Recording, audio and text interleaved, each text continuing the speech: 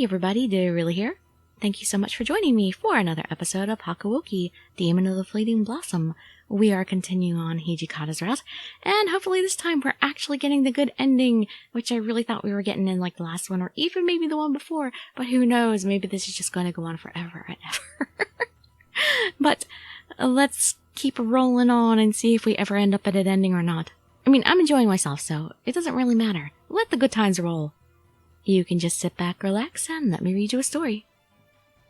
The men who'd attacked Heisuke didn't seem to see this as a sign that they should stop, and they continued to advance on Heisuke, swords glittering.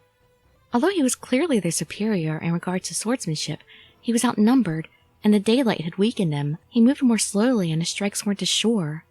The men my father had bought, however, showed no indication of being similarly affected. Aren't they wonderful? Fury is no longer restrained by the cycles of day and night. If what he said was true, they had indeed been improved, but I could hardly say that I saw them as wonderful. Father, please, stop them! His eyes widened, as if he'd only just remembered, and he looked over to Heisuke with a smile. Ah, yes. I don't know how to thank you. Without you, it would have taken me much longer to find my daughter. You followed me. Heisuke spat out through his gritted teeth. My father ignored him and turned back to me. His voice was soft. I've come to get you. At last we'll be able to restore our clan. Clan? You mean the Yukimura? He smiled and nodded. With these superior furies, restoring the glory of our clan will be child's play. He was talking nonsense. Or perhaps I simply didn't want to understand it. You're planning to use furies to restore the Yukimura lineage to power? Yes, I am. I've done all this for you. I stood stunned for a moment, then shook my head. I can't go with you, Father. I don't want glory if it comes from violence. I gave him a shaky smile, hoping it might help him to accept my refusal. Instead, he walked closer. I tried to back away, but there were furies blocking my way. You've been with the Shinsengumi for too long. They've corrupted you. What? No! I hadn't changed. He had. God damn it! Get off me, you bastards! He had managed to keep the furies at bay with his sword, but we were both completely surrounded. Father! If we just sit down and talk this through, I'm sure you'd understand.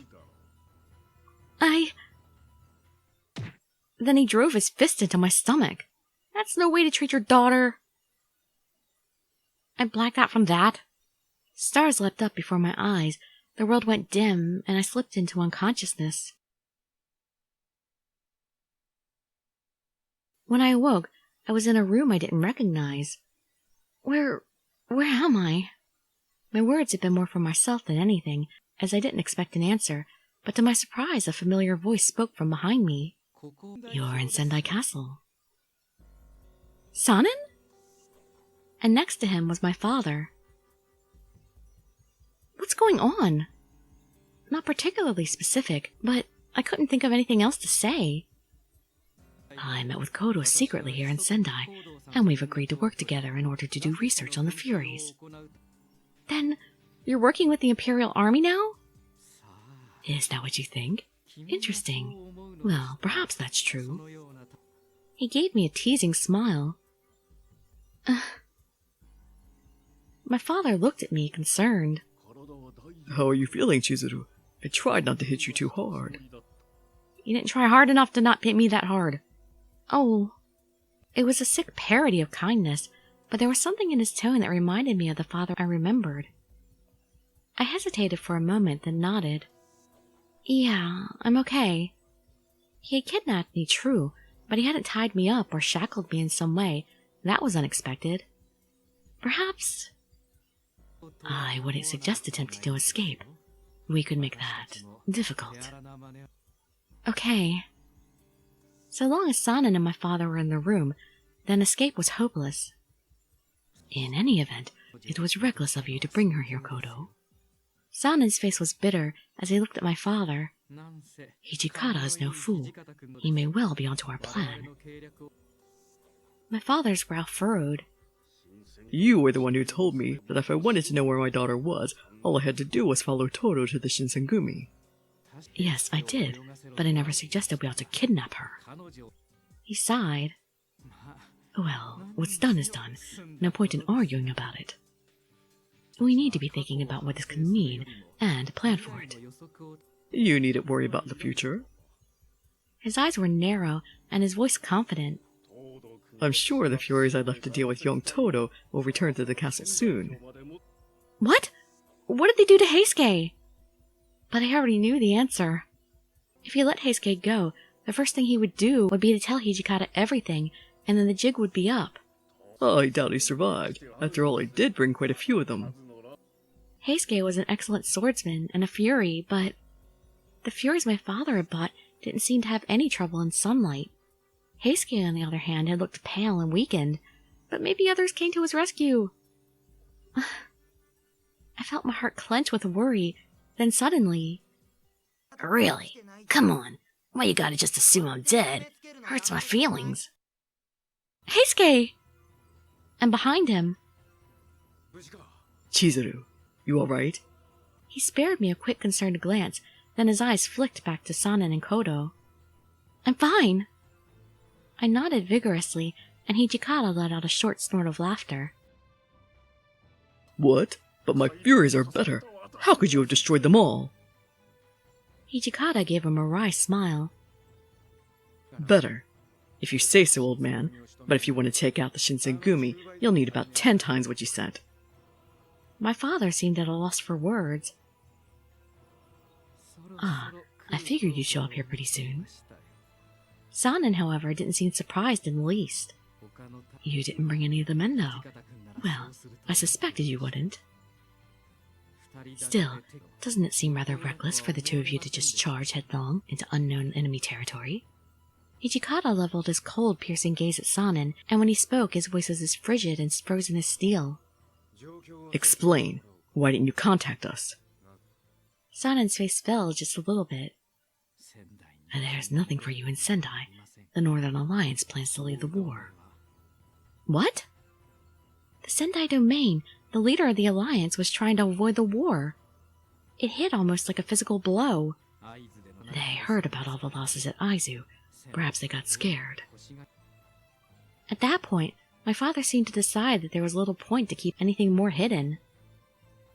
I was given orders by the Imperial Army to come to Sendai. They told me to take the castle with my Furies and completely annihilate the Northern Alliance. But that's not what I wanted to do. I can't agree with their ideology or politics, and at any rate, the Sendai are already preparing to flee. A little pressure, and I was able to keep them from doing anything. We found common ground in our distaste for the Imperial Army, and decided to seize Sendai ourselves. In return for not attacking the castle directly, Kodo was given tacit consent to remain by the domain. That allowed us to increase our Furies in number. Father, does this mean you're on the side of the former shogunate's army? He gave me a warm smile. I'm on your side, Chizuru. I have no intention of taking part in mankind's disputes. Let us bring retribution to the humans who destroyed our clan. We will forge a new kingdom with our own hands. Father! So, he meant to declare war against all mankind then? No, not even for my father would I do such a thing. But before I could answer, a whole crowd of men poured into the room. They seemed to have noticed the intruders. There was still a smile playing about Sanan's face. Not only does this capital hold the Furies of the Imperial Army, but also the Shinsengumi's Fury Corps. Then we would have to contend with not only our own Furies, but also with my father's much more dangerous and proved ones. All the Furies that exist in this country are gathered in this castle. They are a force powerful enough to overcome the newest Western firearms of the Imperial Army. That they were powerful I had no doubt, but in their eyes I only saw madness, the mindless hunger and lust for blood of an animal starved too long. There was no humanity there. Please give us your help, Chizuru. We need you to lead us. You must command these Furies and restore your demon clan. Father, I didn't care about restoring the Yukimoto clan. I didn't want to create more Furies so that blood would drive them mad. I didn't want to see any more people suffer. Father, you're wrong. His eyes went wide. Building a kingdom on the corpses of others isn't right. Human or demon, every life is precious. His mouth gaped in shock. Sanan turned to Hijikata. I believe Kodo was saying that he'd be willing to assist the Shinsengumi. So, what do you think, Hijikata? Would you like to lead this army of furies against the Imperial Army? Hijikata's reply was immediate and certain. You know the answer. Hijikata had been opposed to the Furies from the beginning, and had never approved of Sanan's research into them after my father's disappearance. I doubted he changed his mind about them. Sanan sighed. Very well. He drew his sword slowly from its scabbard. Sanan? Did he mean to attack his own friend? I stiffened, but Hijikata didn't move toward his own blade. He remained still, coolly contemplating Sanan. Almost as if someone had dumped paint on it, Sanan's hair slowly changed to white. He raised his sword. And the Fury got killed, apparently. A single cut, and the Fury was dead. All the Fury exists for is battle, and now we've taken that away from them. Sanan's mouth twisted into a sad smile as he looked down at the men he just killed. The least I can do for them is let them die here in battle. The room fell silent. Then it exploded into noise, the enraged battle cries of the Furies, the click and rattle of swords being drawn. Heisuke! I know! Heisuke dropped into a fighting stance and slipped his hand around the hilt of his sword. His hair turned white. Sanan, this is way too badass for an old guy like you. Why didn't you tell us? Well, as they say, to fool your enemies, you must first fool your friends. Their faces split into grins as their swords whistled and sparked, fury after fury falling before them. Besides, doesn't the hero's right-hand man make the best villain? Hijikata responded with a bark of wry laughter and drew his own sword in a flash of silver light as his hair turned white as well. Still means the hero gets stuck cleaning up the damn mess. As their three swords spun and hissed through the air, blood gushed and splattered, painting the walls of Sendai Castle deep red. They looked like three gods of death, drowning their foes in a sea of blood. I noticed that my mouth had gone dry, and my hands had begun to shake. Then, everything you told me was a lie. He seemed deflated. You said you wanted to do more research on the Furies in the Kingdom of Demons. Why, Sanan? Sanan looked over at him, sword in hand, spattered with blood. I saw the end. He gave a sad chuckle. I was trying to discover a way for Furies to live past their limits. Learning how short our lifespan was made me impatient. If I wanted to continue my research, then I would have to dirty my hands. He frowned, disappointed in himself. Every suspicious thing he had done had been in service of a single goal, saving his fellow Furies. The Furies have no future. You know that as well as I, Kodo. It was the truth, but it hit like a physical blow. No matter how resistant you made them to sunlight, they will push themselves too hard, and their lifespans will shrink, and the bloodlust will drive them mad. My father simply stood there, dumbstruck. Sanan had confirmed the truth we'd all suspected. There was no way to save the Furies. We were a mistake, a failed experiment. Furies are not something that should exist on this earth. Let us end this. Sanan's true intentions left me surprised and shocked, as had his admission that the Furies were a failure. Was he right? Could they never be saved? Had all hope been lost? I let my mind drift for just a moment, and then saw a shadow move out of the corner of my eye. Ah! Suddenly, there was a Fury only feet from me, his eyes red and mad with bloodlust. I reached for my sword. It was too late. Ah! My hand had scarcely touched the hilt of my sword when the Fury's blade sunk itself into my chest. I tried to scream, but no sound came out, and I crumpled to the floor in silence. Oh, come on! As the world began to turn dark, I realized in a distant, numb way that I felt no pain. Someone was calling my name from very far away. Was it my father? Or Heisuke? Or Sanan? Or Hijikata. But before I could call out, the darkness took me and I fell into a deep, never-ending sleep. No, that wasn't the good end. Darn you, game.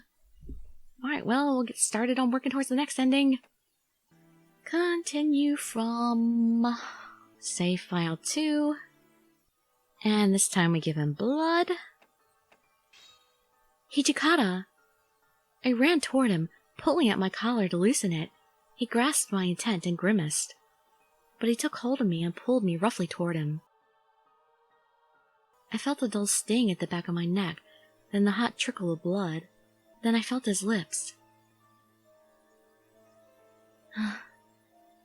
The quiet sound of his drinking filled my ears in the silence of the night.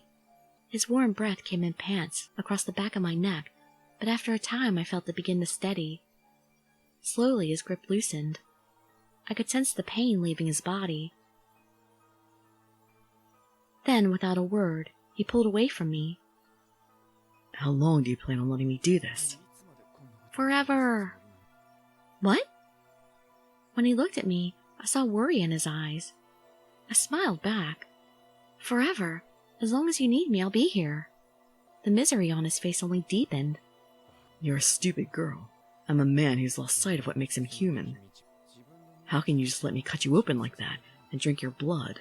What the hell are you thinking? It's all right, really. I want to do this. There was nothing for him to say to that. And skip away. Once again, stop Hijikata. And this time, once again, we must make him endure it. Ah, but it's different this time. When I moved next to him, he waved a shaky hand at me. Get out. Don't let anybody near this room. I didn't want to leave Hijikata to suffer all alone, but if he really wanted me to leave, I couldn't ignore his request. All right. Reluctantly, I nodded and left the room. I stood guard in the hall, making sure no one came near, and listened to his moans and cries. They lasted until it was nearly dawn. Couldn't at least take the medicine? And once again, he wouldn't die even if you killed him.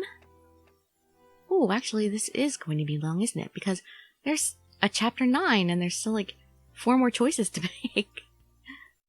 So we're back to a part where last time Chizuru got killed by a fury. This time it's a little bit different. I was a little too late. Before my hand had even touched the hilt of my sword, I saw the fury's blade sweeping down toward me. Huh? There was blood, but it wasn't mine. No cuts on my body. Someone had protected me. Father? I reached for him as he fell. The fury pulled back for another swing, one that would likely be the end of both of us. Then it froze, gurgled oddly, and slid neatly in half, a blade glistening in the center. The owner of that blade, his face twisted by an emotion I couldn't place, snarled at the corpse as it fell. Turn your back on us in a fight, will you, idiot? He shifted his eyes up to my father's wound, and I saw his face twitch. Immediately he moved closer and turned his back to us, sword held at the ready. Chizuru, are you all right? It was an effort for him to speak. The wound he'd taken was undoubtedly a fatal one. I wanted to scream, but I tried to force a smile to my face. Yes, I'm fine. I'm not hurt at all. Despite my best efforts, my voice shook and cracked. He looked so peaceful. Our research was a failure. I knew there was no future for the Furies. Father. But I couldn't give it up. I wanted to bring back your clan, your family. Ever since I'd been young, my father had always tried to do what was best for me. Even now, in his own way, he was still trying. It seems my fate is to die with the Furies. I've done something terrible. His voice was getting weaker. This is for the best. Please, Chizuru, don't cry. I said nothing, only nodded. Were I to open my mouth and speak, then the tears would never stop. He gave me one last smile, sighed, and was gone. After what seemed like an eternity, I looked up. The battle was over. Except for Heisuke, Sanan, and Hijikata, not a single Fury was left alive. Kind of a waste, isn't it? That many Furies could have been awfully useful. I blinked. Had he just made a joke? The Shinsengumi lost a lot of its fighting strength. Do you think we can win the next battle? Sanan's mouth tightened in concern, but Hijikata replied with a smile. You don't win battles by thinking you'll lose them. Well, you don't win just by thinking you'll win them either. Heisuke snorted with laughter, then coughed to cover it up. It was true, the Shinsengumi had lost a lot of Furies, but our unity had grown stronger, and that was something at least. Or so I wanted to think. A sudden burst of pain wiped the grin from Heisuke's face. Sanan too had doubled over in agony. Was it the bloodlust? No, I think it's something worse. It looks like we've reached our limit. His voice was oddly calm, almost distant. Limit? Had they used up the last of their life? Heisuke saw my eyes go wide and gave me an awkward sort of laugh. Well, we were some of the first Furies. He was right. They'd been in more battles as Furies than anyone else, and all the strength and healing they'd enjoyed had eaten away at their futures until there was nothing left. Did you know? Sanan smiled. What warrior doesn't know his own body? His legs suddenly shook violently, and he crumpled to the floor. Hijikata dropped to his knees and took both their hands in his own. I know we have not always seen eye to eye, but I have always been proud to be a member of the Shinsengumi. Sanan's voice was growing quiet. You think I didn't figure that out? Any idiot could see you do anything for the Shinsengumi. Hijikata was doing his best to act tough, so that Heisuke and Sanan wouldn't worry, but it wasn't easy for him. Looks like we're taking the lead this time. Don't be in too much of a hurry to catch up, though, alright? Heisuke grinned and tried to keep his tone light, although his voice was starting to fade too. Hijikata gave him a short nod. I'm having a hard time buying that, yes. You're a little too short-tempered to keep a promise like that. Shut it, you little brat. You really think I'm going to take that kind of crap from you? Heisuke's face relaxed as Hijikata snarled back at him. He'd done that on purpose. You must go north. Sanan could barely speak now. Kodo said that he used the water from the northeast when he was refining the water of life. Then, perhaps there was still hope. Perhaps something from the north could repair the damage done to the bodies of the Furies. Hijikata, don't lose sight of what's important, alright? Being reckless doesn't work out so well. His voice had grown rough and raspy. I saw Hijikata's knuckles whiten as he tightened his grip. But with a sound like sand pouring over stone, their hands crumbled into ash, and in moments they were no more. Hijikata. He didn't answer. He only stared, silent, at the twin piles of ash that were where his friends had been only moments before. I felt somehow that he was crying. There were no tears in his eyes, of course, but even so, somehow he was crying. I didn't know how long we sat there before he stood up. Let's go. Okay. That's me. I'm like crying in my heart, but I'm not crying out loud. The story just really gets me. I mean, every time there's a story about the Shinsengumi, it's always freaking sad and tragic. But yeah, getting scenes well written like that. His voice was curt and clipped, but when he turned to look at me, his eyes went suddenly wide, and he turned away, uncomfortable. Hey, no crying. I nodded and tried to stop, but it was no good. No matter how much I wiped at them, the tears wouldn't stop. In one day, in 1 hour, I'd been forced to say goodbye to Heisuke, Sanan, and the father I hadn't seen for more than a year. That's a lot of loss. The following day, Hijikata and Enomoto visited Sendai Castle once again. Their intent was to discern the leanings of the Northern Alliance, specifically in regard to fighting the Imperial Army. But it was just as Sanan had said. News of the losses of Aizu had paralyzed the Sendai leadership with fear, and they were scrambling to make some sort of deal with the Imperial Army. Enomoto argued that they should give up on Sendai and move further north. We also learned that Yoshinobu had already made a deal with the new government and was currently under house arrest. That wasn't enough for the new government, however. Satsuma Choshu and her allies were still working to take everything that belonged to the shogun. Enomoto had made it quite clear that he didn't care for how they were doing things. He argued for founding a new country for those who were being oppressed by the Imperial Army. That was a decision that would have to be postponed, however, at least until the end of the battle at Bonari Pass. Once that was finished, Otori's men would arrive in Sendai. After the army was whole again, they'd make their decision. I heard talk that we might leave the mainland to regroup elsewhere and ask Hijikata about it. Are you going to go to Eizo? Eizo was a large island north of Sendai, at least a day's boat ride across the sea. Maybe. He shrugged. The Shinsengumi works for the shogun and the shogunate, and that hasn't changed. The Shinsengumi shows others the way, right? I nodded. Hijikata smiled. If the Shinsengumi is something fighting men can believe in, then I'm sure Kondo's happy. The ideals that Kondo and Hijikata had fought so hard for had been taken to heart by many soldiers and samurai. Had Kondo been alive, I had no doubt that he would have been pleased. Well, that's one more reason not to die, then. It was a burden on him, undoubtedly, but Hijikata had seen many of his friends lay down their lives for the Shinsengumi and what it represented.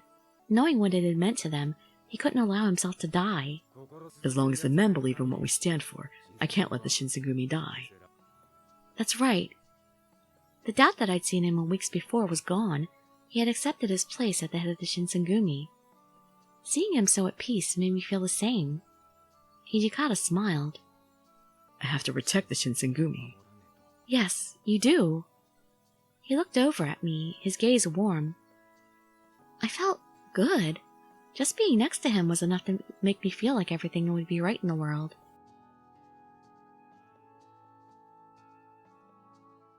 A few days later, the men we left in Aizu finally reached Sendai. Unfortunately, bad news came with them. Saito has fallen in battle. No!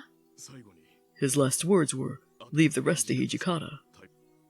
Shimada's jaw was tight with emotion as he spoke. Hijikata left him in Aizu to watch over Saito.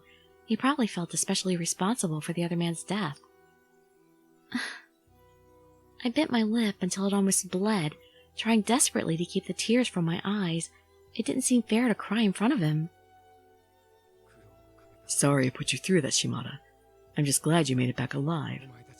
He clapped the other man gently on the shoulder, but it was his words that made Shimada's eyes go wide. Thank you, sir. Heisuke and Sanan had died in Sendai, and now Saito had died in Aizu. Hijikata was the only fury left among the Shinsengumi. It's been hard already, but I'm pretty sure things are going to get worse. He looked down for a moment as he spoke. You've all fought enough. Shimada set his jaw and looked back at Hijikata. I've already given my whole life to the Shinsengumi. It just hasn't taken it yet. We follow you to the end of the world, sir. The rest of the men nodded and mumbled in agreement. We want to fight as the Shinsengumi. We want to fight for the justice we believe in. Shimada's words brought to mind what Saito had said to me the last time I'd seen him. The Shinsengumi was united in body and mind. I felt a great happiness welling up in me, and suddenly I couldn't hold it back any longer. Tears spilled forth. Idiots. He twisted his face into a sneer, but there was no hiding the warmth in his eyes as he looked out over the men. Every one of them respected him. They knew the coming battle would not be an easy one, but there was no doubt in their minds their place was with Hijikata and the Shinsengumi. October came. The Sendai domain was moving closer and closer to submitting to the Imperial Army, and it was getting more and more dangerous for us to stay.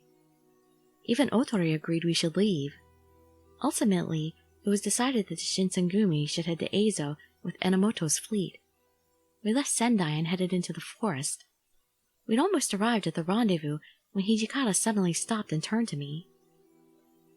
Chizuru, I want you to stay here. Hell no! What? His words stopped me in my tracks.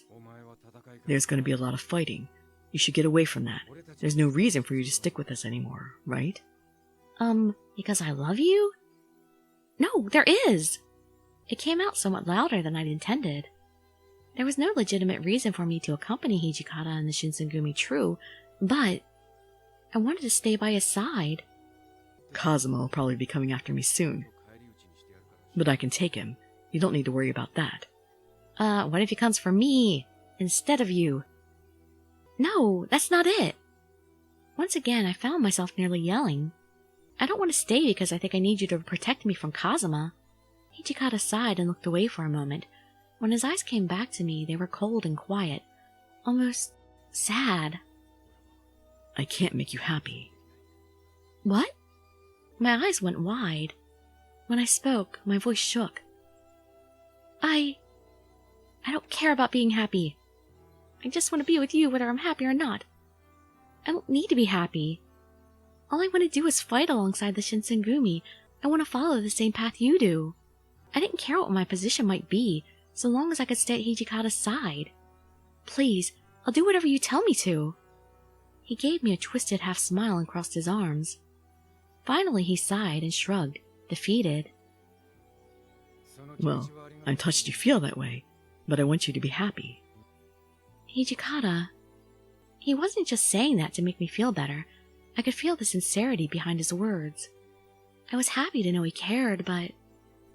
Here are your orders from the chief of the Shinsengumi. He looked me in the eye, his voice flat and cold. You would impede the function of the Shinsengumi, and will therefore not accompany us to Eizo.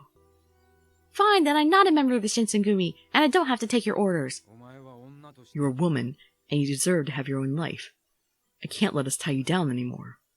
It wasn't a shove, it was barely a gentle tap, but I felt as if I'd been punched. No, this isn't what I want! I cried out to him, my voice shaking, but his back was to me, and he showed no sign that he heard. Hijikata! He walked away from me and didn't stop. He didn't even turn back to look at me. Hijikata! I stood there stunned. It felt as if the very ground I stood on had begun to crumble beneath me. Despair filled my heart until I thought it would shatter, and tears began to pour from my eyes. Yukimura. I heard a quiet voice behind me and turned to see who it was. Otori, will you mend my broken heart? I heard everything.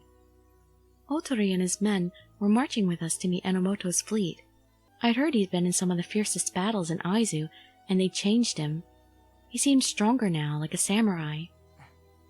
I apologize for eavesdropping, but there didn't seem to be a good moment for me to admit that I was here. He coughed awkwardly and handed me a small white piece of cloth. Well, what's this? It's called a handkerchief.